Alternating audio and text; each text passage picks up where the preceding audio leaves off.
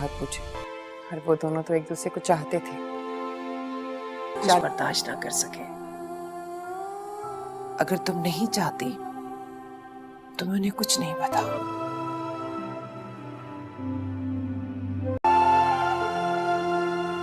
दोस्तों drama serial मेरे ही रहना जिसमें आप लोग देखने वाले हैं। अब ड्रामे में ट्विस्ट आ चुका है जहां बीना और रूही अन्नू की वालदा को पूरी तरह से गिराना चाहती हैं और दोस्तों काफ़ी हद तक वो कामयाबी हो जाती हैं क्योंकि अन्नू अपनी वालदा से खफा हो चुकी है और हर वक्त नाराज़गी का इजहार करती रहती है कि अम्मी आपने मुझे कुछ नहीं दिया और आप एक किस्म की लालची इंसान है। मैंने कभी नहीं सोचा था कि आप भी मेरे साथ ऐसा करेंगी। अगर देना ही है तो मुझे अब अपना हिस्सा दे दें। लेकिन दोस्तों अब अन्नू की वालदा को मालूम हो चुका है कि मेरे हाथ में कुछ नहीं है। वो बीना को यही कहती है कि जुनैद को कहो ये घर मेरे नाम कर दें। लेकिन दोस्तों ऐसा बिल्कुल मुमकिन नहीं होगा क्योंकि जुनैद कभी ऐसा नहीं करेगा।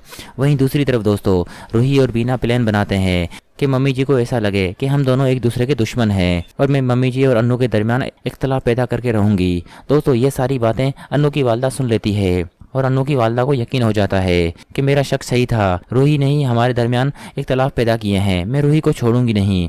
दोस्तों बीना को तो पहले ही मालूम होता है ये सब आप ही का प्लान है।